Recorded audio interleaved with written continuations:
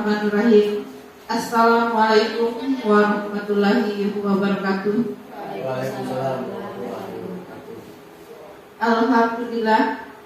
Alhamdulillahilladzi an'ama bi ni'matil iman wal islam wa tusolli wa tusallimu ala khairil anam sayyidina Muhammadin wa ala alihi wa sahbihi ajmain.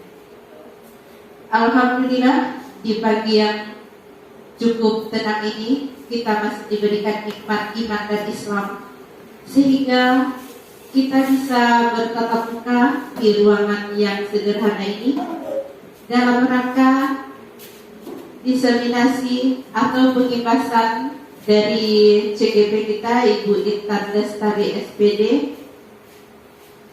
CGP Angkatan 11 Kabupaten Tambang. Baiklah, pada kesempatan ini saya sebagai pembawa acara akan menyampaikan beberapa susunan acara kita pada hari ini. Yang pertama, pembukaan. Acara yang kedua, doa oleh Bapak Ragil Prima Yoga SPD. Acara yang ketiga, kata sambutan oleh Ibu Kepala Sekolah, Ibu Linda SPD. Acara yang keempat, pemaparan materi oleh Ibu Intan Lestari, yaitu CGP Angkatan 11. Acara yang kelima, penutup. Baiklah, untuk mempersingkat waktu, kita masuki acara yang pertama, yaitu pembukaan.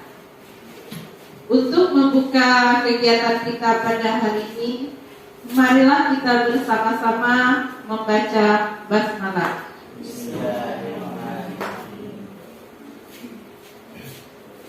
Acara yang kedua, supaya apa yang kita kerjakan pada hari ini menjadi amal ibadah dan diberi kelancaran. Jadi alangkah baiknya jika kita awali dengan doa. Untuk doa kepada Bapak Ragil Prima Yoga SPD, saya persilakan.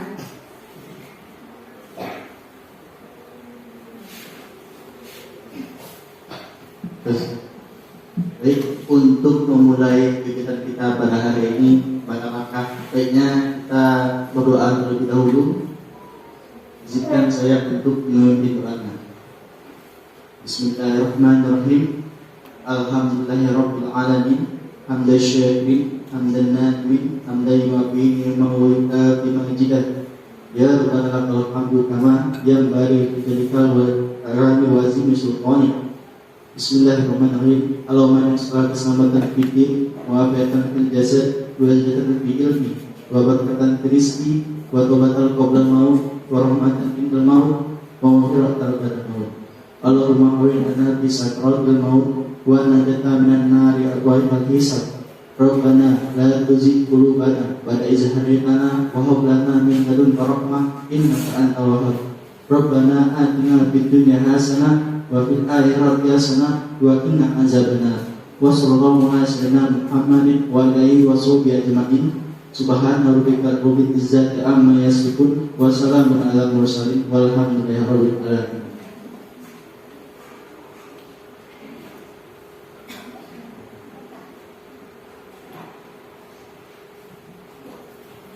Amin amin ya rabbal alamin. Terima kasih Bapak Ragil. Baiklah,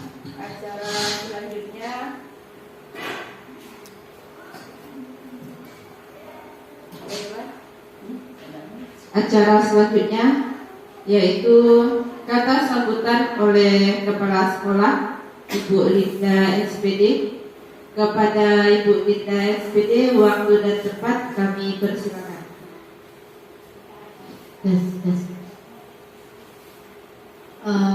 Baik, Bapak. Assalamualaikum warahmatullahi wabarakatuh. Alhamdulillahirabbil alamin. Wassalatu wassalamu ala asyrofil anbiya'i wal mursalin wa ala alihi washabihi ajmain. Tidak lupa saya panjatkan puji syukur kehadiran Allah Subhanahu wa taala pada hari ini, Jumat tanggal 23 Agustus kita dapat melaksanakan diseminasi atau pengimbasan dari CGP Angkatan ke-11 Ibu Intan Lestari. Kalau kita lihat ya, untuk CGP ini tidak mudah juga untuk mendapatkan supaya bisa mengikuti, maka saya selalu mengucapkan alhamdulillah dan bersyukur yang mana sekolah kita masih mendapat jatah satu orang untuk angkatan terakhir yang mungkin ya Bu Eka ya. Selanjutnya kalaupun ada udah pembiayaan dari daerah, kalau ada dengar-dengar tapi tidak tahu lah pastinya. Maka oleh karena itu bagi Intan Lestari yang mendapatkan ini, saya rasa lebih bisa mengamalkannya, menerapkannya pada kawan-kawan yang berupa pengimbasan nantinya, sehingga memotivasi kawan-kawan untuk berubah, berinovasi seiring dengan tuntutan zaman di dunia pendidikan. Bapak Ibu yang saya hormati, apa yang disampaikan oleh CGP biasa itu banyak sekali yang memberikan inovasi-inovasi bagi kita, bagi dunia pendidikan, terutama bagi guru itu sendiri yang mengikuti, sehingga sekolah kita itu tidak ketinggalan dari sekolah-sekolah yang lain untuk inovasi di dunia pendidikan. Oleh karena itu bagi yang mengikuti udah untuk yang keberapa, bulan keberapa? Nah, kalau nggak salah 6 bulan ya. Nah, alhamdulillah sudah 50%, setengah perjalanan udah mau selesai juga, sampai kepada mungkin materinya adalah segitiga restitusi. Ya. Mudah-mudahan ini memberikan gambaran yang sangat bermanfaat bagi kita, yang akan kita terapkan kepada anak-anak didik kita atau peserta didik kita di tahun pembelajaran 2024-2025. Mungkin itu yang dapat saya sampaikan, Bapak Ibu. Mungkin kita akan mendapatkan materi paparan dari Bu Intan sebagai pengimbasan kepada Bapak Ibu Dewan Guru. Untuk itu saya akhiri, wabillahi taufiq wal hidayah. Assalamualaikum warahmatullahi wabarakatuh. Waalaikumsalam warahmatullahi wabarakatuh. Terima kasih kepada Ibu Kepala Sekolah yang telah menyampaikan kata sambutannya, di mana intinya Ibu Linda sangat mendukung kegiatan guru penggerak ini, pendidikan guru penggerak. Mudah-mudahan nanti kawan-kawan yang lainnya bisa menyusul untuk angkatan berikutnya. Insya Allah mudah-mudahan bisa dikoordinasi oleh Pemda. Baik, acara berikutnya yaitu pemaparan materi oleh CGP, yaitu Ibu Intan Lestari. Waktu dan tempat kami persilakan.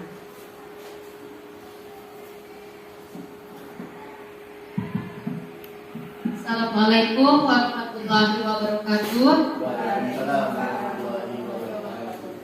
Terima kasih Bu Eka telah memberikan kesempatan kepada saya untuk melakukan diseminasi atau pengimbasan modul 1.4 budaya positif calon guru penggerak. Yang terhormat Ibu Kepala SMP Negeri 4 Selakau, Ibu Linda SPD.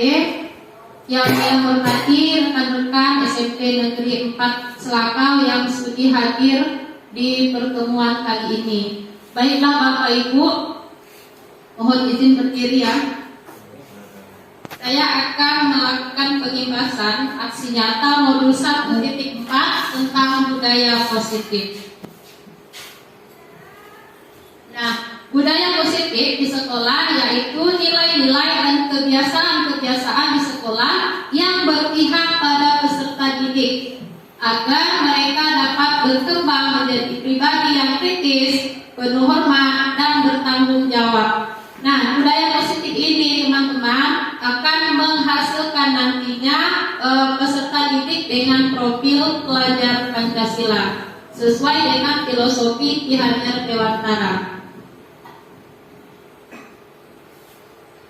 Nah, di sini budaya positif itu untuk mengembangkan budaya positif, sekolah perlu menyediakan lingkungan aman, positif, dan nyaman agar murid-murid kita mampu berpikir, bertindak, mencipta dengan merdeka, mandiri, dan bertanggung jawab. Nah, di sini kita akan melaksanakan pembelajaran yang benar-benar berpihak kepada murid. Nah, selanjutnya disiplin dikaitkan dengan kontrol. Dalam hal ini kontrol guru dalam menghadapi murid. Nah, dalam keseharian kita di kelas Bapak Ibu, kita selalu melakukan kontrol kepada murid-murid kita. Benar atau tidak? Oke. Nah, Bapak Ibu silakan dibaca. Di sini ada sebuah hal yang dapat kita lakukan. Misal Anda dan teman Anda akan melakukan kegiatan cobalah buka. Nah, jadi di sini ada guru A dan guru B. Nah, boleh maju ke depan Bu Ade dengan Bu Lisa. Boleh jadi modelnya. Ya, model. Nah, seperti yang tertulis di depan, jadi di sini ada guru A dan guru B. Nah, siapa yang akan berperan sebagai guru A? Bu Ade ya. Nah, Bu Lisa silakan maju ke depan. Bu Lisa berdekatan dengan Bu Ade. Nah, di sini dapat kita lihat bahwa guru A itu mengenggakkan tangannya. Silakan Bu Ade. Salah satu saja. Nah, sekarang giliran Ibu Lisa untuk berusaha membuka genggaman tangan Bu Ade. Bagaimanapun caranya, entah itu menggelitik, kemudian bisa dilakukan dengan membujuk atau melakukan memberikan iming-iming berupa uang misal. Silakan Bu Lisa. Silakan coba buka genggaman tangan Ibu Ade. Silakan dicoba buka. Boleh dibujuk, kemudian dibujuk lagi pakai uang atau menghati marah, digelendingkan boleh.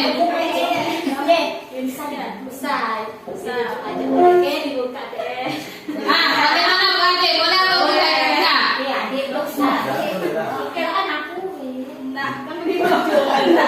Nah, Bu Ade di sini menyimpan sesuatu yang sangat berharga di tangannya. Jadi dia berusaha mempertahankan apa yang ada di dalam genggamannya. Oke, silakan Bu Ade dan Bu Lisa duduk. Terima kasih. Nah, di sini ada sebuah pertanyaan. Yang pertama, apakah Anda atau B membuka kepala tangan Anda? Tadi Bu Ade, atau tidak? Tidak. Oke, tidak. Mengapa? Apakah ada alasan Anda tidak membuka tangan?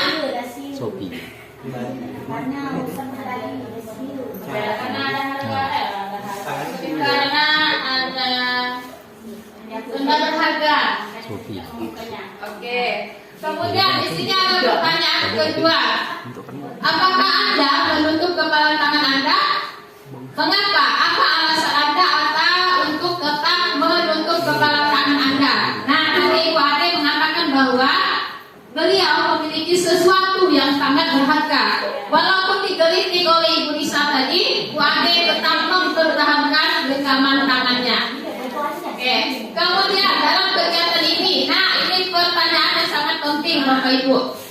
Sesungguhnya siapa yang memegang kendali atau kontrol untuk membuka atau menutup kepala tangan kita? Ayo, siapa yang memegang kendali? Yang punya Ya, Bu Eka. diri kita sendiri. Ya, tepat sekali Bu Eka. Jadi yang memegang kendali atas kepala tangan kita itu adalah diri kita sendiri. Kita yang akan memutuskan apakah kita membuka berdasarkan bujuk rayu atau kritikan tadi, atau tetap menutup. Itu tergantung dari diri kita sendiri, Bapak Ibu. Oke, Bapak Ibu. Nah, di sini ada tujuan pendidikan menurut Ki Hajar Dewantara, di mana tujuan pendidikan itu adalah menuntun segala kodrat yang ada pada anak agar anak mencapai keselamatan dan kebahagiaan yang setinggi-tingginya, baik itu sebagai masyarakat ataupun sebagai manusia. Nah, kalau dalam dunia pendidikan tentunya dia mencapai tujuan di sekolah. Kita lulus sekolah dengan nilai atau predikat yang baik, sikap yang baik, seperti itu, Bapak Ibu.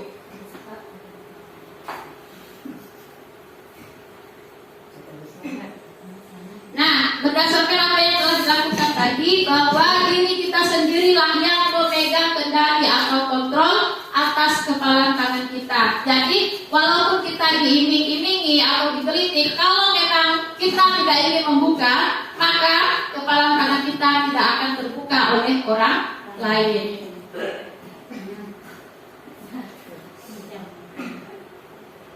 Nah, di sini ada perubahan paradigma teori kontrol atau ilusi kontrol. Jadi seorang psikiater dan pendidik, yaitu Dr. William Glasser dalam kontrol teori, kemudian mengembangkan teori yang namanya choice theory atau teori, ada yang tahu Bapak Ibu? Nah, oke. Kemudian beliau meluruskan beberapa miskonsepsi. Jadi yang selama ini selalu kita lakukan, misalnya guru mengontrol murid. Jadi kita itu hanya menuntun saja, Bapak Ibu. Kita tidak bisa mengontrol, karena yang mengontrol mereka adalah diri mereka sendiri. Kemudian ilusi bahwa kritik dan membuat orang merasa bersalah dapat menguatkan karakter. Oke.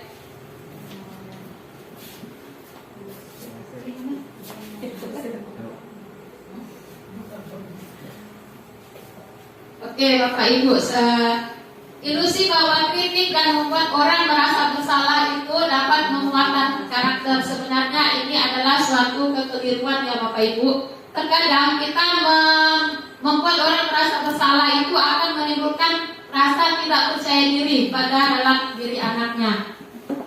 Kemudian ilusi bahwa semua penguatan positif efektif dan bermanfaat. Jadi ini tergantung dari anaknya, Bapak Ibu. Kemudian ilusi bahwa orang dewasa memiliki hak untuk memaksa. Benar atau tidak, Bapak Ibu? Kita sebagai orang dewasa dapat memaksakan kehendak kita kepada anak. Tidak. Oke, jadi ini adalah berupa teori kontrol atau ilusi kontrol yang dikemukakan oleh psikiater Dr. William Glasser.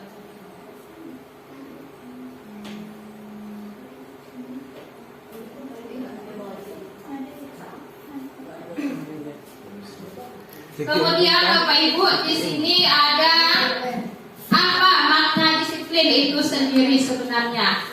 Apakah kita sudah menerapkan? Bagaimana Bapak Ibu?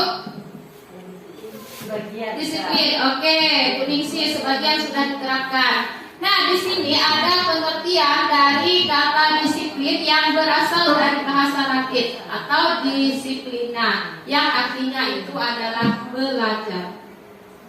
Nah, asal kata ini berkonotasi dengan disiplin diri dari murid Socrates dan Plato. Kemudian, disiplin diri membuat orang menggali potensinya menuju sebuah tujuan apa yang dia hargai.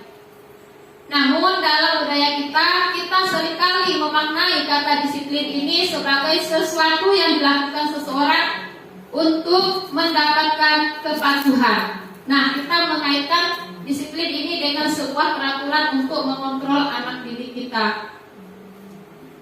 Sehingga kecenderungan umum adalah menghubungkan kata disiplin ini dengan ketidaknyamanan. Jadi anak-anak itu akan merasa ada keterpaksaan dalam dirinya. Nah, di sini kita tidak dapat mengontrol orang lain. Jadi yang dapat mengontrol itu adalah diri kita sendiri. Misal, guru ini mengharuskan peserta didik untuk terus belajar untuk mencapai prestasi. Kalau misalnya dari anak didiknya itu tidak mempunyai kemauan, maka kita tidak bisa memaksakan mereka. Nah, di sini disiplin adalah kemampuan memerintah diri sendiri dalam mengontrol dan menguasai diri untuk memilih tindakan yang mengacu pada nilai-nilai yang kita hargai dengan penuh tanggung jawab tanpa diperintah orang lain. Jadi itulah disiplin dari diri kita sendiri. Nah, di sini maksud dari nilai yang kita hargai adalah nilai kebajikan. Di sini adalah sikap-sikap positif yang merupakan tujuan mulia yang ingin dicapai oleh setiap individu. Nah, nilai kebajikan yang ingin dicapai ini tercantum atau dikenal dengan profil pelajar Pancasila. Ada 6 dimensi ya Bapak Ibu. Coba Bu Martika, dimensi yang pertama. Beriman, bertakwa kepada Tuhan Yang Maha Esa dan berakhlak mulia. Oke, terima kasih Bu Martika. Jadi dimensi yang pertama yaitu beriman, bertakwa kepada Tuhan Yang Maha Esa dan berakhlak mulia. Tentunya kita sebagai guru ini mengidamkan murid-murid yang berakhlak mulia. Nah, kemudian yang kedua itu adalah mandiri, bernalar kritis, berkebinekaan global, bergotong royong, dan kreatif. Nah, semua ini kita harapkan ada di dalam diri peserta didik kita setelah melakukan atau setelah mengikuti pendidikan. Nah, Bapak Ibu, di sini ada teori motivasi perilaku manusia. Jadi motivasi ini ada dua, Bapak Ibu. Ada yang berasal dari dalam diri dan ada yang berasal dari luar diri. Nah, menurut Bapak Ibu, teori yang lebih efektif, ya kan? Teori motivasi yang lebih efektif untuk melakukan perubahan diri itu teori yang eksternal atau internal, Bapak Ibu. Yang paling efektif untuk melakukan perubahan diri, teori motivasi eksternal atau internal? Bagaimana Bu Astrid? Oke, teori motivasi internal. Nah, kita lihat di sini. Kalau teori motivasi eksternal ini untuk menghindari ketidaknyamanan hukuman. Jadi di sini ada sifat keterpaksaan, Bapak Ibu. Anak-anak akan merasa terpaksa. Misal mereka terpaksa untuk mengikuti ekstrakurikuler untuk menghindari hukuman, misal. Kemudian untuk mendapatkan imbalan dari orang lain atau institusi. Apa yang akan saya dapatkan apabila saya melakukan ini? Jadi mereka itu mengharapkan sebuah imbalan. Jadi kalau misalnya kita tidak memberikan imbalan, mereka akan semangatnya itu akan menurun, Bapak Ibu. Kemudian motivasi yang ketiga itu adalah motivasi internal. Nah, di sini adalah tujuan dari disiplin positif, di mana anak-anak itu akan menghargai dirinya sendiri sehingga akan menjadi orang yang seperti apa. Jadi ini muncul dari dalam dirinya sendiri, Bapak Ibu.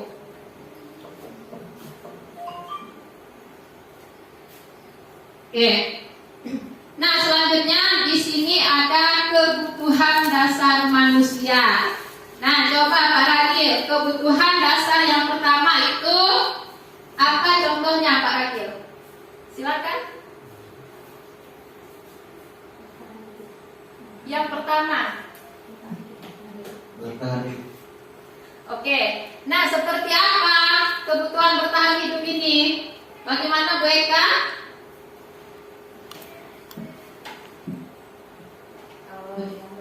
Hidup ini bagaimana cara kita untuk tetap bisa hidup itu Bu, maksudnya. Jadi bagaimana upaya kita bertahan di dunia. Misalnya kan kita perlu, kalau mau hidup itu perlu makan, kalau nggak makan nanti kita mati. Gitu Beta. Oke, terima kasih Bu Eka. Jadi kebutuhan bertahan hidup ini misalnya untuk mencukupi atau memenuhi kebutuhan rasa lapar. Jadi kita makan itu untuk memenuhi kebutuhan pokok kita supaya menghilangkan rasa lapar dan kita dapat bertahan hidup. Nah, kemudian kebutuhan yang kedua itu adalah kasih sayang dan rasa diterima. Bagaimana Bu Ade? Apakah kita memerlukan rasa atau memerlukan kebutuhan dasar kasih sayang Bu Ade? Kasih sayang. Ya, apakah kita memerlukan atau apakah kita perlu kasih sayang? Ya, perlu lah kasih sayang. Apalagi mendapatkan kasih sayang orang yang terdekat. Ya, rasa kasih sayang ini sangat perlu ya Bapak Ibu. Kemudian ada rasa diterima. Jadi bagaimana kita diterima? Kalau misalnya lingkungan kita itu tidak menerima dengan baik, maka satu kebutuhan dasar kita tidak terpenuhi. Kemudian yang ketiga itu adalah penguasaan. Nah, penguasaan ini merupakan kebutuhan dasar yang harus dipenuhi. Kemudian ada kesenangan. Apakah kita memerlukan kesenangan, Bu Astrid? Bagaimana? Jalan-jalan ke mall, perlu kita. Ya. Jalan-jalan ke mall. Oke, Ibu ini kebetulan Pasar. ya. Pantai. Oke, terima kasih Bu Astrid. Jadi kita sangat memerlukan yang namanya kesenangan. Oke, kemudian ada kebebasan. Nah, di sini kita memiliki kebebasan untuk misalnya memilih. Yang paling dasar itu misalnya kalau di rumah memilih jenis masakan kita, apa yang akan kita makan, apa yang akan kita konsumsi. Kalau misalnya kita memaksakan diri, kalau kita tidak suka, maka makanan tersebut akan sedikit kita makan atau bahkan tidak kita konsumsi. Oke, seperti itu Bapak Ibu. Nah, di sini kebutuhan kita berbeda. Kita berusaha memahami pandangan orang lain. Jadi kita tidak bisa memaksakan apa yang kita inginkan kepada orang lain. Nah, Bapak Ibu, silakan di sini ada sebuah kasus. Silakan Bapak Ibu baca dan cermati. Ayo, setelah ini akan ada pertanyaan Bapak Ibu. Agus. Nah, di sini ada satu orang guru kelas 5 SD pelita hati namanya Ibu Ani. Nah, kemudian Bu Ani ini sedang bingung menghadapi ulang salah satu muridnya yaitu Agus. Jadi Agus ini berulang. Nah, apa yang dilakukannya? Jadi Agus ini seringkali meminta bekal makanan teman-temannya ketika melakukan sarapan bersama atau bekalnya. Kemudian jika Bapak Ibu berada dalam situasi Ibu Ani, apa yang akan Anda lakukan untuk menangani Agus yang suka mengambil bekal temannya? Guru BK. Ayo, Guru BK. Guru BK. Pak Agus. Kebetulan ada Pak Agus. Nah, kemudian, oke. Jadi menurut saya di sini yang dilakukan Ibu Ani mungkin mengadakan pendekatan dengan siswa tadi si Agus. Kenapa alasannya sering meminta bekal makanan siang, meminta paksa kepada teman-temannya. Mungkin karena si Agus tadi karena orang tuanya tak berduit, nak berikan bekal tadi atau tak sempat. Itu yang mungkin harus dilakukan. Oke, terima kasih Bu Nia.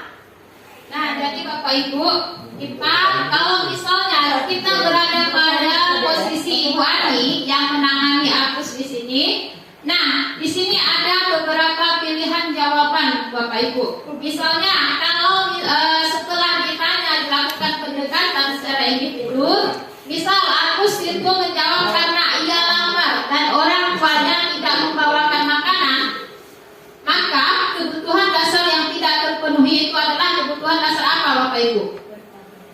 Kebutuhan bertahan hidup.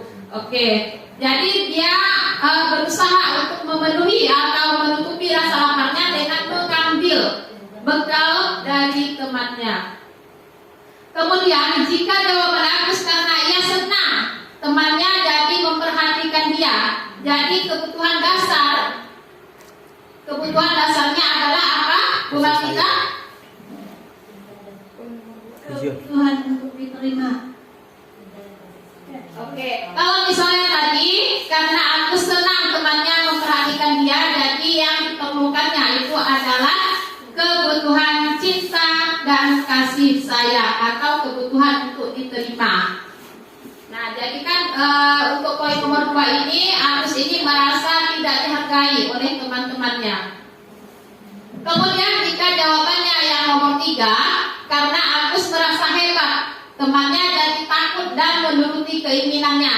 Jadi ini adalah kebutuhan dasar penguasaan atau pengakuan atas kemampuan. Jadi dia bisa merasa hebat karena dirinya mampu melakukan atau mengambil bekal makanan temannya. Kemudian kalau jawaban Agus itu karena dia merasa bosan dengan bekal yang dibawakannya, maka itu adalah kebutuhan dalam apa Bapak Ibu? Dalam kebebasan atau kebutuhan akan pilihan. Jadi Agus ini merasa bosan, bekalnya itu terus misalnya hanya dagang telur, kemudian nasi goreng. Jadi dia merasa bosan, dia ingin mencoba sesuatu yang lain. Kemudian kalau misalnya jawaban Agus ini karena iseng, nah itu kalau dia menikmati ekspresi wajah temannya yang sedang kesal, berarti dia ini kebutuhannya adalah kesenangan. Jadi dia merasa senang, merasa bahagia dengan melihat temannya ini merasa terganggu. Oke, Bapak Ibu. Nah, di sini ada 5 posisi role guru. Yang pertama itu penghukum, kemudian pembuat merasa bersalah, teman, pemantau, dan manajer. Nah, menurut Bapak Ibu, yang paling sering kita laksanakan di sekolah, ini posisi kontrol yang mana? Ayo, bagaimana Bu Lisa? Yang biasanya sering dilakukan oleh guru-guru kebanyakan posisi kontrol, penghukum dengan pembuat merasa bersalah. Oke, nah menurut Bu Lisa yang paling sering dilakukan itu adalah penghukum dan pembuat merasa bersalah. Jadi kita dengan sengaja membuat orang itu merasa bersalah. Nah, kemudian Bapak Ibu untuk menjawab pertanyaan saya tadi, ya, mari kita menonton video posisi kontrol guru. Jadi kita saksikan.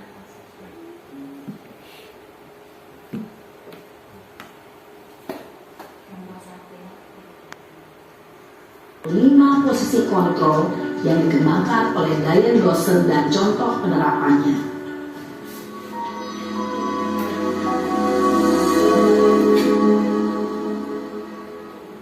Lima posisi kontrol itu adalah 1. Posisi penghukum, 2. Posisi pembuat merasa bersalah, 3.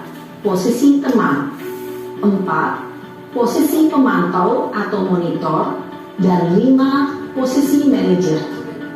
Untuk lebih memahami kelima posisi tersebut, mari kita saksikan kasus Naren yang terlambat hadir 20 menit di sekolah dan melihat bagaimana kelima posisi kontrol dalam menghadapi masalah tersebut.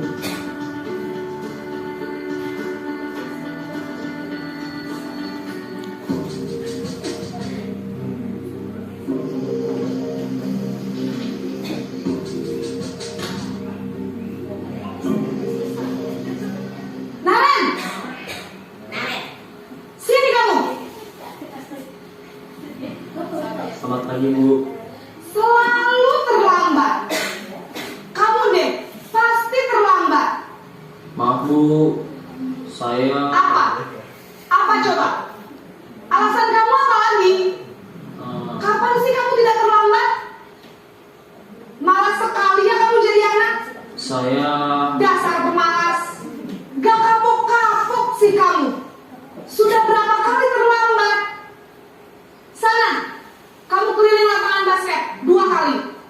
kenapa saya harus ke lapangan basket, Bu? Kenapa? Kamu melawan ibu? Berani-beraninya jawab. Sudah terlambat, masih berani jawab pula. Sekarang, keliling lapangan basket 5 kali sekalian. Biar kapok. Cepat. Pergi sana ke lapangan basket. Posisi penghukum biasanya berbicara dengan nada tinggi, menghardik, menunjuk-nunjuk, menyakiti, dan menyindir.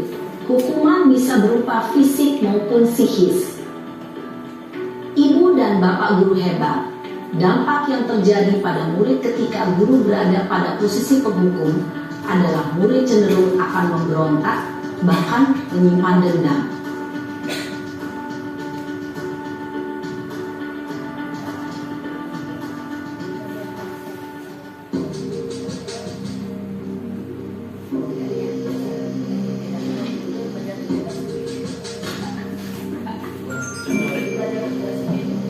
Naren!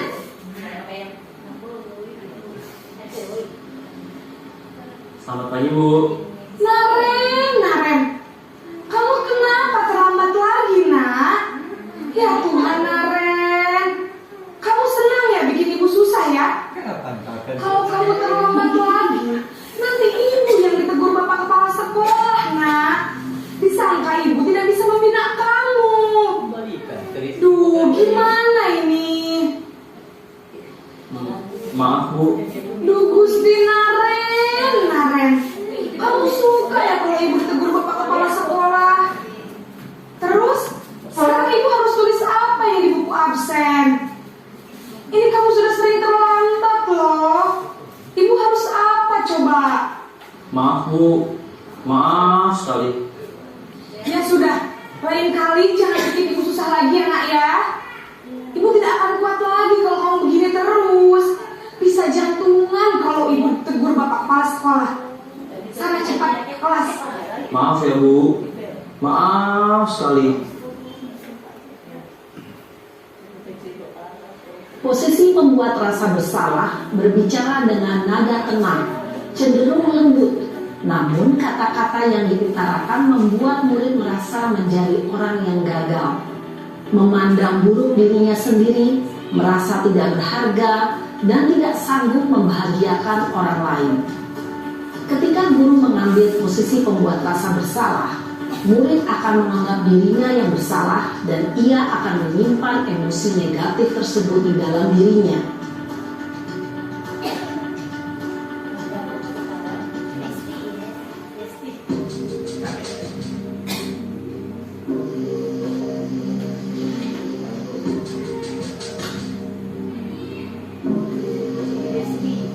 Naren!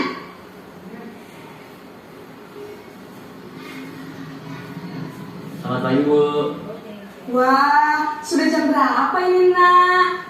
Terlambat lagi ya, sayang. Iya, Bu. Habis ibu saya lupa bangunkan saya, Bu. Kamu malah menyalahkan ibu kamu. Kamu bukannya anak yang larinya paling kencang.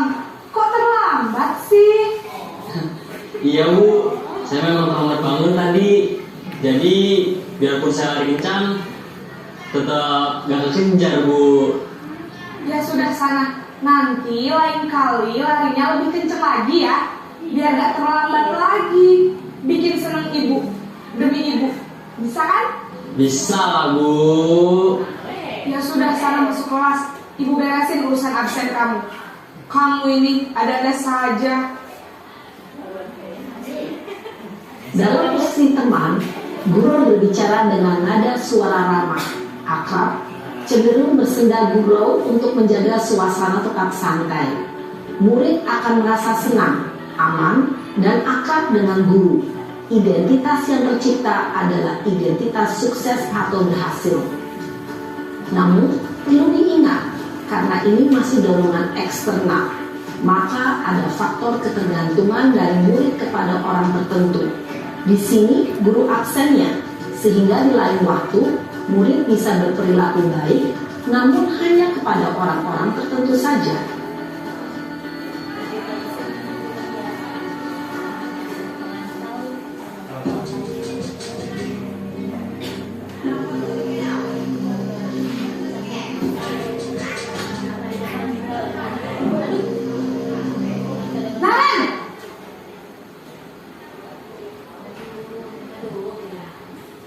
Bu. Naren, apa peraturan sekolah kita tentang jam berapa kita harus masuk sekolah, nak? Kita harus di sekolah jam 7, Bu. Iya betul, sekarang sudah jam 7.20. Naren sudah tahu konsekuensinya jika terlambat hadir. Paham, Bu. Saya harus tinggal kelas pas jam istirahat selama 20 menit. Iya benar, konsekuensinya demikian. Jadi nanti jam 9.30 pas istirahat, kamu harus tinggal di kelas, kerjakan tugas tambahan untuk ketertinggalan kamu, ya? Baik, Bu. Posisi pemantau mengandalkan penghitungan atau data untuk mengontrol murid. Guru mengarahkan murid berdasarkan peraturan dan konsekuensi. Seorang pemantau menunjukkan bahasa tubuh dan ekspresi wajah yang datar dan cenderung formal.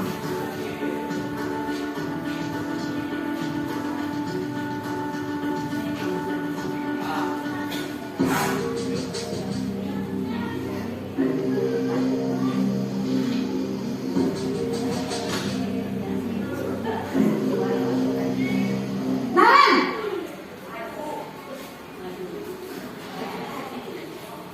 Selamat pagi, Bu.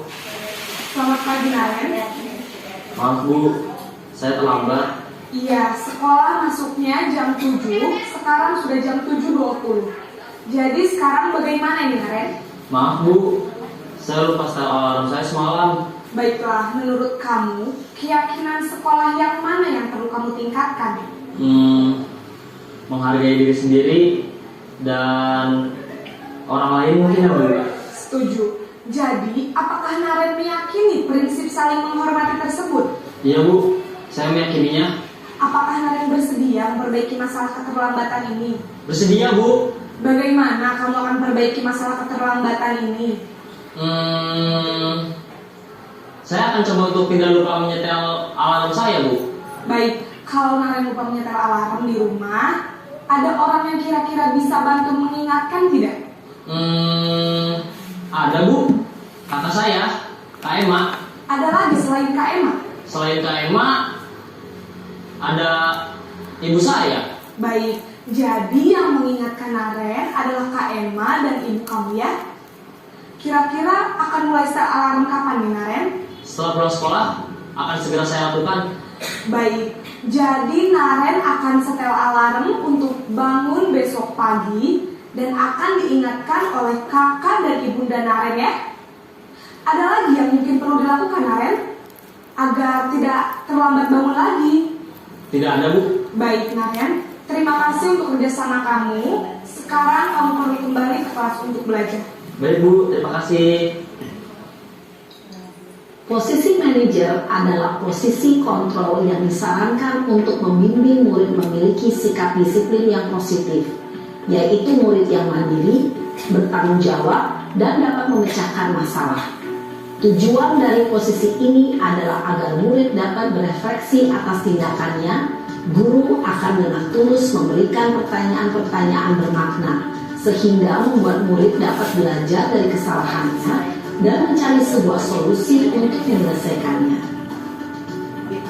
Ibu dan bapak guru hebat, setelah mengamati adegan kelima posisi kontrol tadi, kira-kira posisi mana yang paling ideal? Oke, Bapak Ibu, setelah kita saksikan tadi videonya, menurut Bapak Ibu, posisi kontrol yang mana yang paling efektif untuk kita terapkan? Oke, manajer ya Bu Eka. Nah, di sini posisi manajer adalah yang paling disarankan untuk kita terapkan kepada murid, sehingga tujuannya itu murid memiliki tanggung jawab dan dapat memecahkan permasalahannya. Nah, untuk posisi manajer, suaranya ini netral, kemudian tidak emosional, tidak terlalu ramah, dan tidak bernada tinggi. Kemudian sehingga akan menciptakan identitas positif atau identitas yang berhasil pada murid. Nah, guru ini dengan tulus mengajukan pertanyaan yang bermakna untuk membuka pikiran murid. Nah, guru ini akan membimbing murid memecahkan masalahnya secara mandiri. Jadi mereka yang akan memecahkan masalahnya. Oke, Bapak Ibu. Nah, di sini adalah beberapa contoh pertanyaan. Misalnya, saya kecewa sekali dengan kamu. Ini adalah posisi guru sebagai pembuat orang merasa bersalah. Kemudian, kamu tidak pernah benar melakukannya. Posisi sebagai penghukum. Kemudian, ayolah lakukan demi bapak atau ibu ya. Nah, di sini adalah posisi guru sebagai teman. Kemudian, apakah kamu mau mendapatkan stiker bintang hari ini? Jadi ini adalah posisi sebagai pemantau. Ada lagi, bagaimana kamu bisa menyelesaikan masalah ini? Jadi ini adalah bentuk pertanyaan untuk posisi guru sebagai manajer.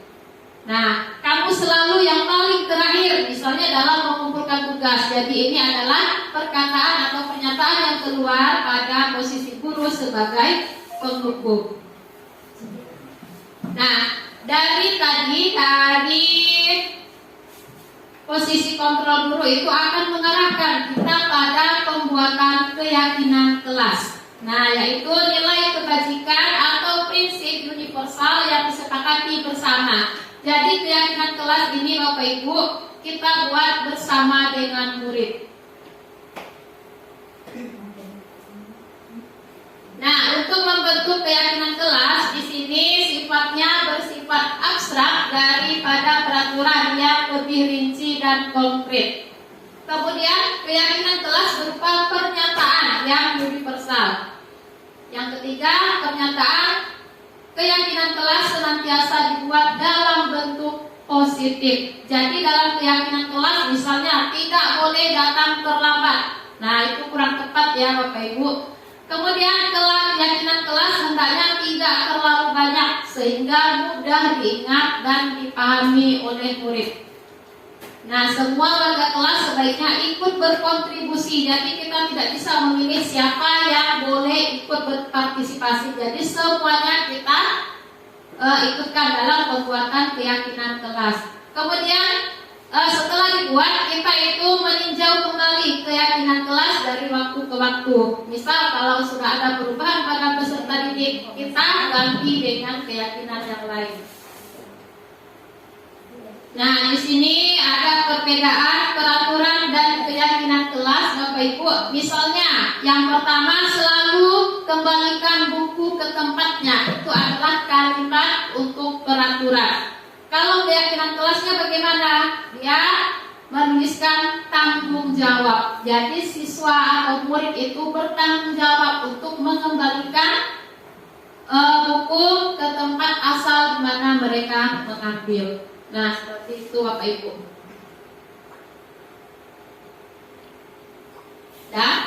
Nah, kemudian dari keyakinan kelas kita akan membuat kesepakatan kelas. Nah, kesepakatan kelas inilah yang nantinya akan kita gunakan sebagai dasar segitiga restitusi. Nah, segitiga restitusi ini adalah proses menciptakan kondisi bagi murid untuk memperbaiki kesalahan mereka sehingga mereka kembali pada kelompok dengan karakter yang lebih kuat. Nah, di sini restitusi itu dapat membantu murid menjadi lebih memiliki tujuan disiplin. Kemudian membantu murid untuk jujur pada diri sendiri dan mengevaluasi dampak dari kesalahan yang telah mereka lakukan. Jadi mereka akan menemukan sendiri. Kemudian memberikan penawaran, bukan paksaan. Jadi di sini segitiga restitusi itu kita hanya memberikan penawaran. Misalnya kita tidak boleh memaksakan. Jika murid terlambat harus keliling lapangan, itu kurang tepat. Nah, di sini untuk segitiga restitusi ada 3 tahap, Bapak Ibu. Yang pertama itu adalah tahap menstabilkan identitas. Kemudian, pada tahap menstabilkan identitas ini kita bisa menggunakan beberapa kalimat seperti kamu bukan satu-satunya yang melakukan ini, atau bapak atau ibu juga pernah melakukan hal yang sama. Itu adalah tahapan untuk menstabilkan identitas. Kemudian tahap yang kedua adalah validasi tindakan yang salah. Jadi di sini kita menanyakan alasan mereka melakukannya. Kemudian yang ketiga itu adalah menanyakan keyakinan. Di sini kita menanyakan keyakinan apa yang telah disepakati. Kemudian muridnya ini ingin menjadi seperti apa. Jadi itu adalah pada tahap menanyakan keyakinan. Nah, di sini ada 3 tahapan restitusi. Yang pertama, menstabilkan identitas. Misal contoh kalimatnya, karena misalnya anak-anak tidak sengaja mendorong temannya, kan tentunya kita akan melakukan atau memberikan nasihat pendekatan kepada anak. Kita tanyakan kepada mereka. Nah, untuk tahap yang menstabilkan identitas ini, misal berbuat salah itu tidak apa-apa, atau tidak ada manusia yang sempurna. Nah, seperti itu.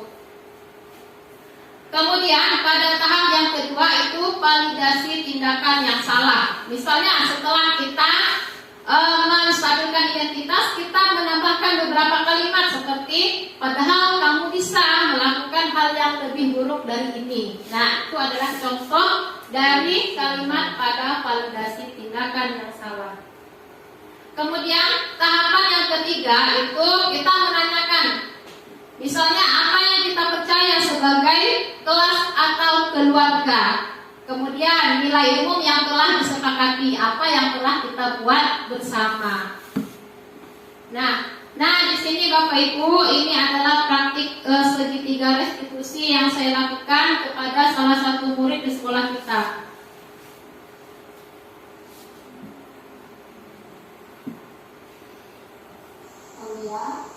Tadi ibu dapat laporan dari ketua kelas, katanya kamu bertemu ya sama Rizky. Iya bu, saya bisa sama Rizky. Bisa kenapa? Rizky seperti oh begitu, ya wajarlah kamu kesal. Jika ibu ada di posisimu, ibu juga akan melakukan hal demikian. Iya bu. Lalu apa yang akan dilakukan terhadap Rizky? Saya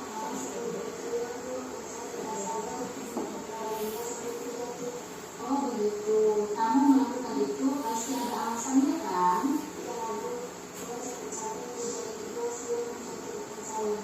Wajarlah Aulia marah karena istri sudah menjemput pekerjaan Aulia. Ibu menghargai kejujuran Aulia. Aulia melakukan itu juga pasti ada alasannya kan? Wajarlah Aulia marah karena istri menjemput pekerjaan Aulia.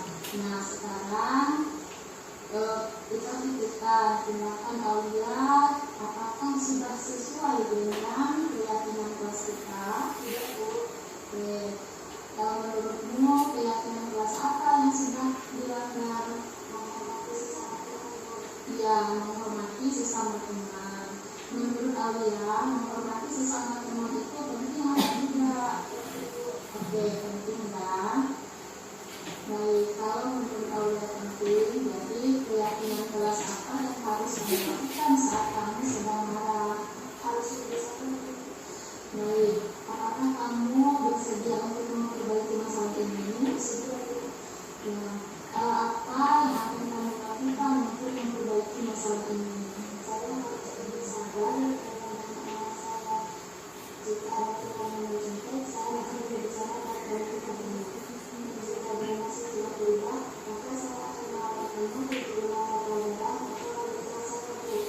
Ya, tepat sekali tindakanmu Aulia, tetap semangat ya, dan saling memaafkan dengan Rizky. Terima kasih, sama-sama. Oke Bapak Ibu, jadi itu adalah praktik segitiga restitusi yang saya lakukan kepada salah satu peserta didik kita. Nah Bapak Ibu, kita hampir selesai ya. Namun sekarang di sini ada refleksi. Nah jadi di sini ada 3 buah pertanyaan. Silakan Bapak Ibu cermati, kemudian kita pikirkan bersama jawabannya kira-kira seperti apa. Nah untuk nomor 1, perasaan saat ini adalah, nah setelah mengikuti, bagaimana perasaannya? WK? Baik, terima kasih Bu Intan yang sudah memberikan kesempatan. Saya akan merefleksi kegiatan kita. Yang pertama, perasaan saat ini. Saya sangat senang karena mendapatkan berbagai ilmu, terutama tentang segi segitiga institusi, bagaimana menangani siswa yang bermasalah. Kemudian juga tadi ada ditampilkan itu kita sebagai apa gitu kan. Nah, itu posisi kita sebagai guru, yaitu di saat itu perasaan saya juga senang karena mendapat itu bahwa selama ini kami belum mengetahui berita bahwa posisi kita yang benar itu adalah sebagai manajer. Sangat banyak ilmu yang didapat. Kemudian yang kedua, setelah mengikuti materi pembebasan diseminasi pada hari ini, saya jadi paham bahwa untuk menjadi guru itu kita tidak boleh egois. Jadi kita harus memahami bahwa anak itu punya karakter, kepribadian masing-masing yang harus kita gimana ya, kita sebagai guru ini hanya sebagai apa namanya, fasilitator. Kita hanya memfasilitasi siswa. Kita tidak boleh memaksakan kehendak kita terhadap siswa kita. Kemudian target saya selanjutnya adalah target saya itu siswa dan saya sendiri. Jadi saya akan berusaha menjadi manajer untuk siswa saya. Terima kasih Bu Ika.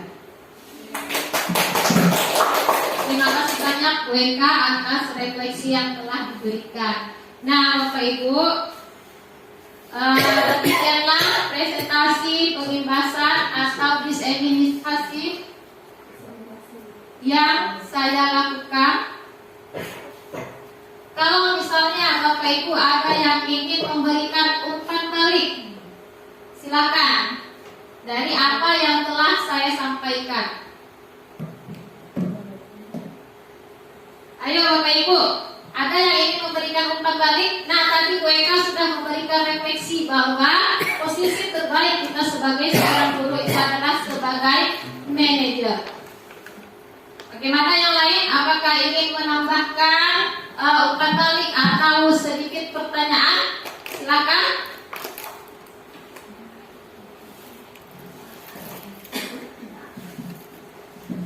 Bagaimana Bapak Ibu?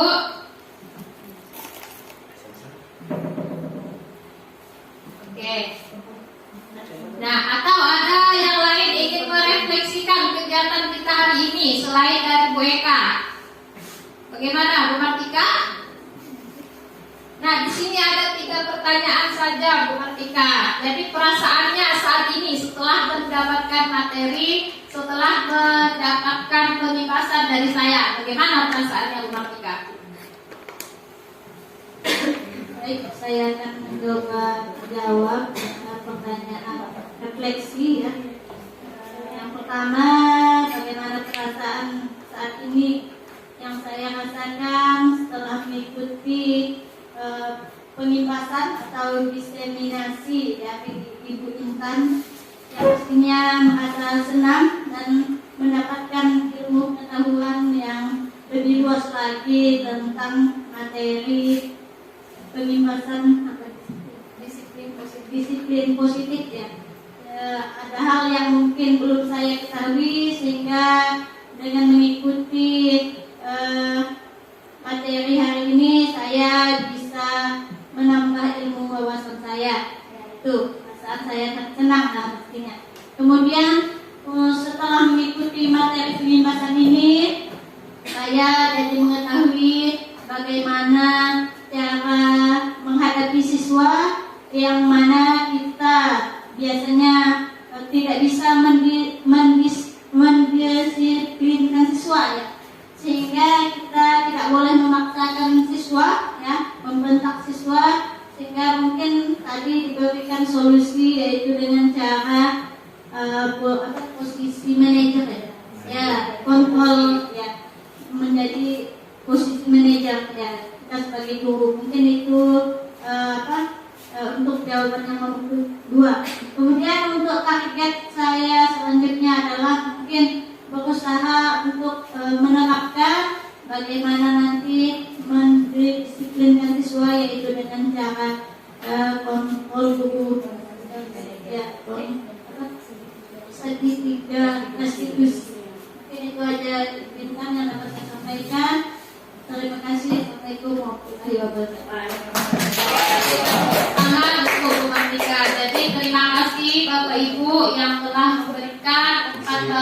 kepada saya, kemudian memberikan refleksi dari kegiatan kita hari ini. Jadi refleksi ini sangat penting ya Bapak Ibu.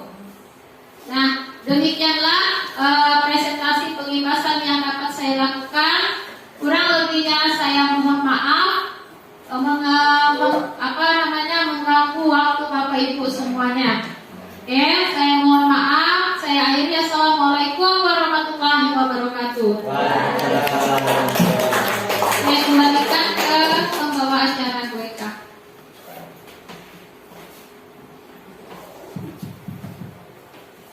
Baik, kita kasih aplaus sekali lagi Bapak Ibu untuk kita. Jadi alhamdulillah pemaparan yang luar biasa, begitu banyak ilmu yang kami dapatkan dari Ibu Intan pada hari ini. Baiklah, selanjutnya karena Bu Intan juga sudah selesai memaparkan materi, ada juga tadi refleksi. Jadi dengan itu maka berakhir juga lah kegiatan kita pada hari ini. Jadi untuk menutup kegiatan, marilah kita bersama-sama melafazkan hamdalah. Saya akhiri, wabillahi taufiq wal hidayah. Assalamualaikum warahmatullahi wabarakatuh. Waalaikumsalam warahmatullahi wabarakatuh. Tiga. Assalamualaikum warahmatullahi wabarakatuh. Waalaikumsalam warahmatullahi wabarakatuh. Selamat pagi anak-anak. Pagi Bu. Oke, nah pada hari ini kita bersama-sama akan membuat keyakinan kelas. Ada yang sudah pernah mendengar atau mengetahui keyakinan kelas? Belum, tidak. Oke, jadi keyakinan kelas itu adalah semacam peraturan yang kita terapkan di kelas, namun disepakati bersama. Jadi dalam pembuatan keyakinan kelas ini nanti ada perjanjian. Jadi di akhir nanti ada tanda tangan perjanjian. Nah, kemudian sekarang saya akan membagikan sticky note. Nah, jadi kalian tuliskan peraturan keyakinan kelas apa yang akan kita terapkan di kelas. Mengerti? Sekarang saya bagikan dulu.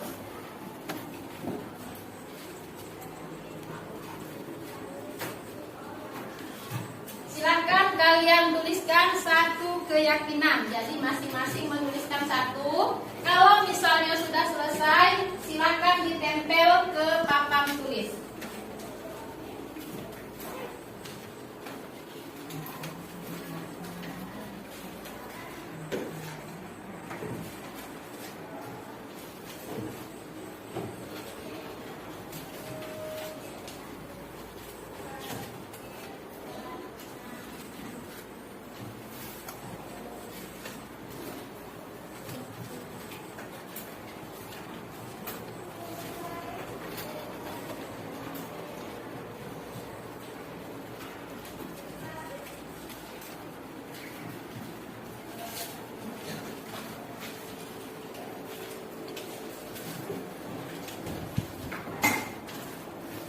Sudah dapat, silakan menuliskan.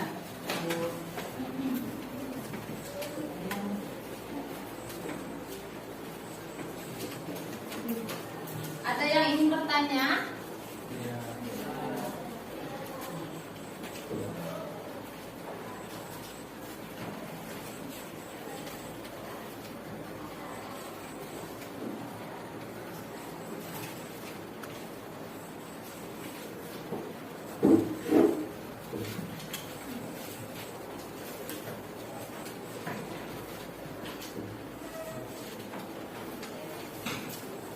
Silahkan kalian tuliskan. Kalau sudah selesai, silahkan ditempel ke depan. Agak diurutkan ya.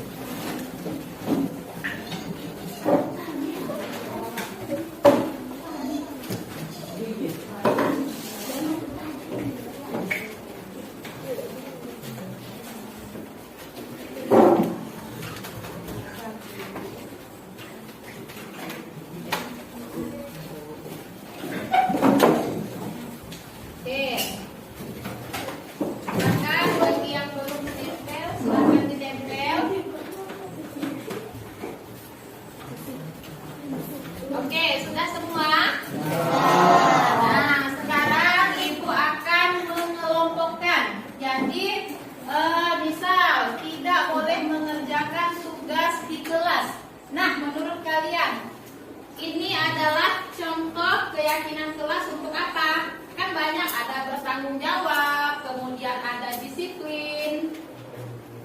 Kalau misalnya tidak boleh mengerjakan tugas di kelas, itu adalah tanggung jawab.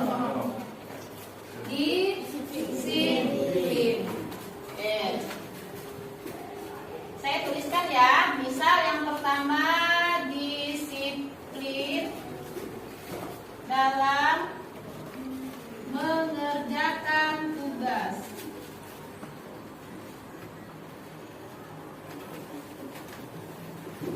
Nah, saya kelompokkan dulu.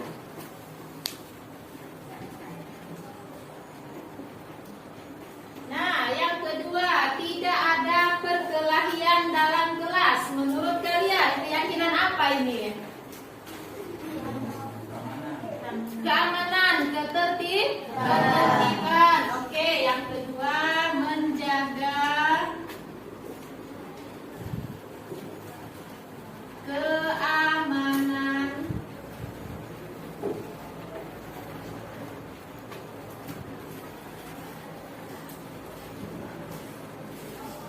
Oke, saya kelompokkan dulu.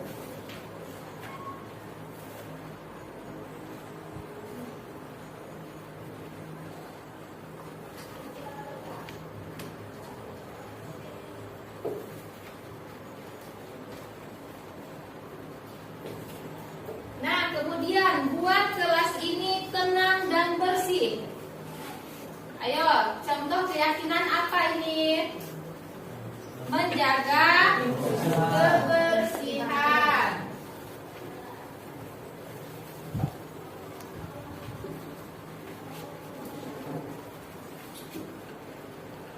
Nah, saya tuliskan lingkungan saja ya. Menjaga kebersihan. Nah, kemudian tidak boleh makan di kelas. Keyakinan apa kira-kira? Tidak boleh makan di dalam kelas. Ada hubungannya dengan kebersihan? Ada? Ada. Kemudian ada tidak hubungannya dengan menghormati orang lain? Nah, misal teman yang tidak membawa bekal, seperti itu ya. Nah, ini saya kelompokkan ke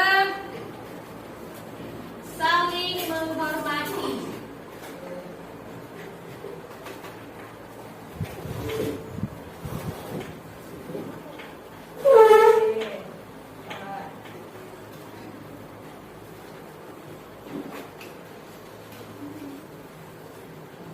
Nah, di sini kelas harus bersih dan teratur.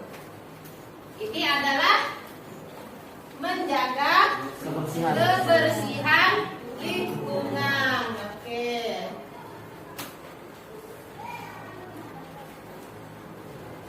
Nah, kemudian tidak ada perkelahian dan tidak ada keributan.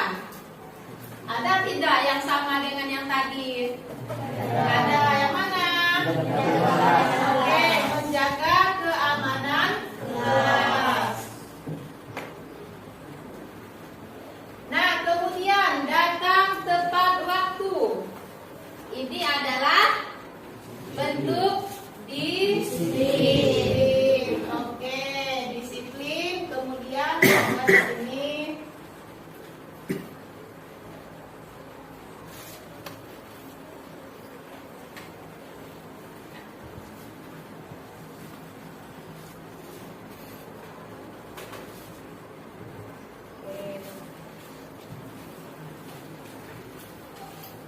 kemudian, nah, jangan mengobrol saat jam pelajaran. Ini termasuk ke dalam Saling menghormati. saling menghormati. Oke, kita lihat.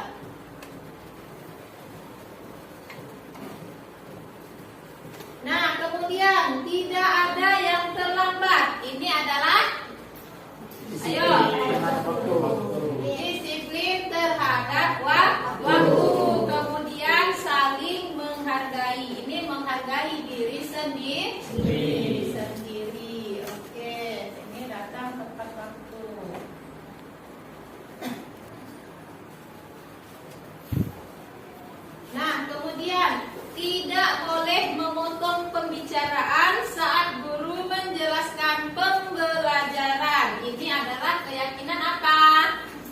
menghormati. Saling menghormati. Oke.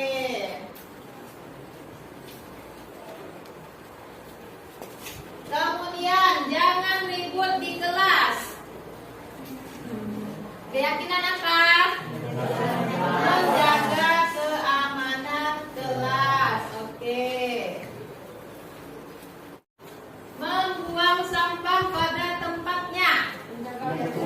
Menjaga kebersihan.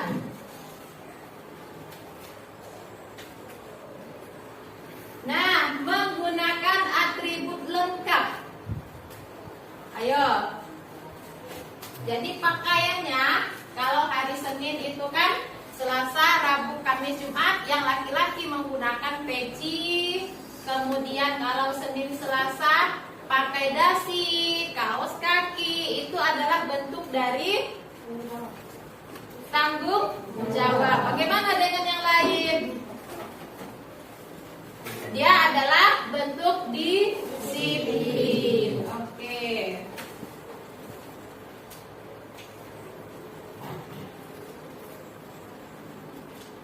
Nah, kemudian ini sama tadi, tidak boleh memotong pembicaraan. Nah, jangan tidur di kelas. Ini adalah keyakinan dalam menghormati dan menghargai. Oke.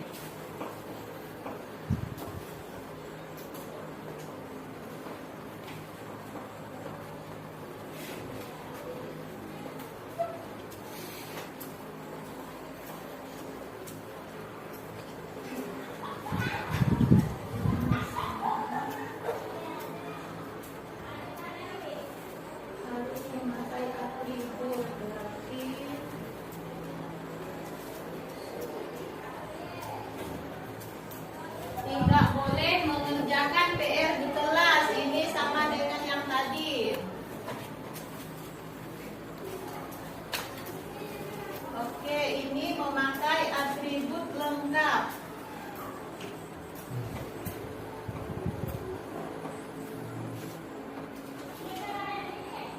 Kelas tetap bersih. Ini adalah satu keyakinan dalam menjaga menjaga kebersihan.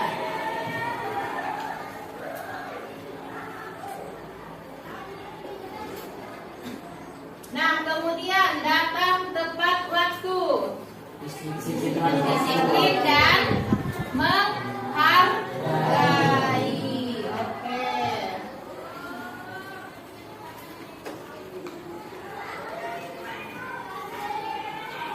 Tidak ribut di kelas. Ini adalah keyakinan dalam saling menghormati, kemudian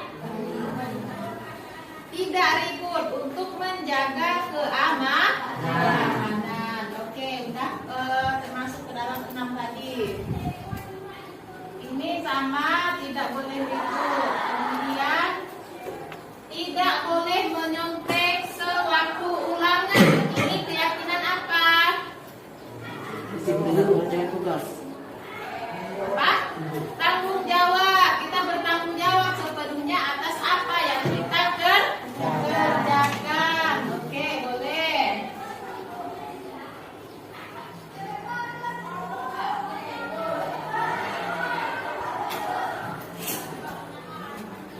Kemudian ini juga boleh kita kategorikan ke dalam menghargai diri. Jadi masing-masing itu saling menghargai. Terus, oke, oke, di sini sudah tertulis apa yang kalian yakini. Nah, yang pertama tadi disiplin dalam mengerjakan tugas. Kemudian menjaga keamanan kelas. Nah, menjaga kebersihan lingkungan, saling menghormati, disiplin terhadap waktu, saling menghargai, dan bertanggung jawab.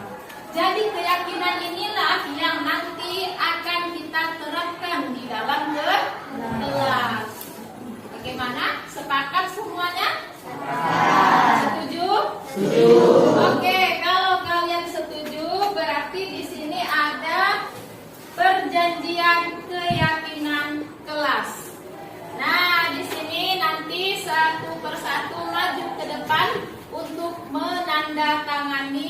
sebagai bukti kalian sudah setuju dan sepakat untuk melaksanakan ketujuh keyakinan kelas ini. Oke?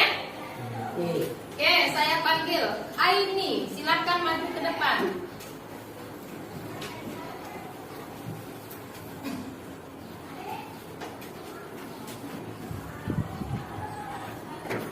Albaris.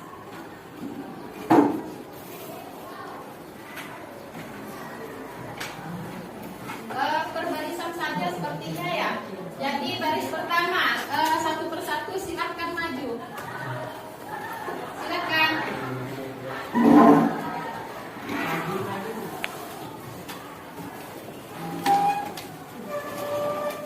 Oke, silakan. Lanjut, maju, silakan.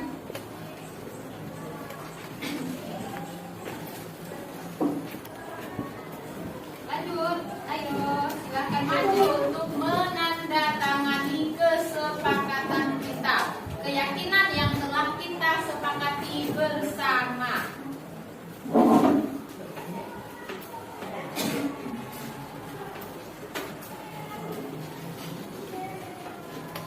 Ayo, silakan langsung maju.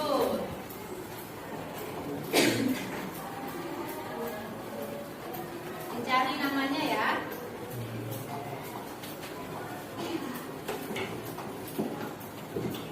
Silakan hidup.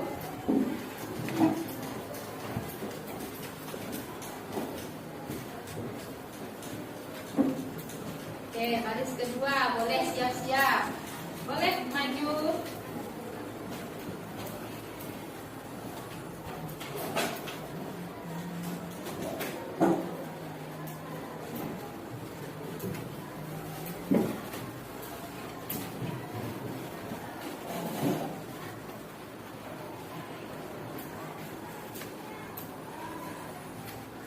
Silakan.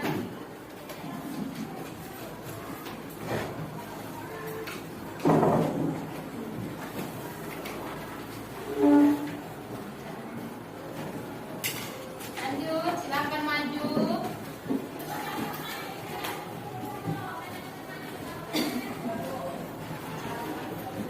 Lanjut.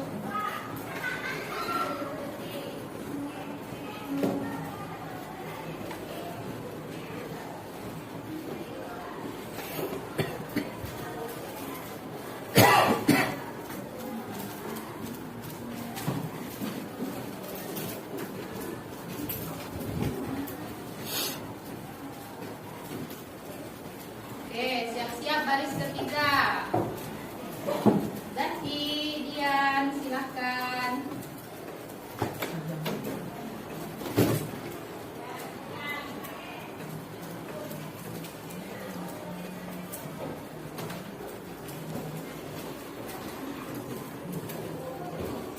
Silakan maju ke depan.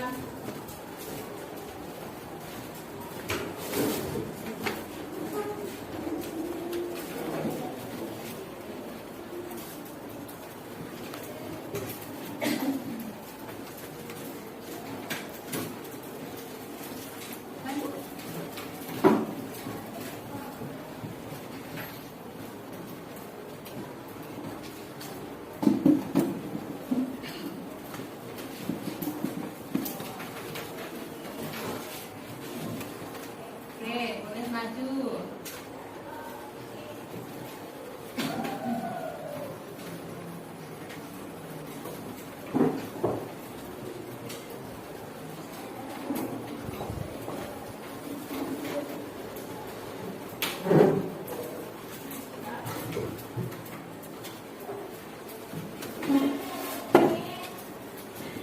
Silakan Ayun.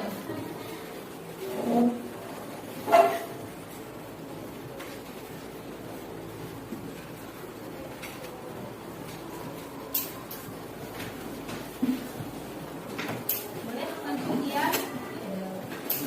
Ayu, kemudian Dion. Silakan.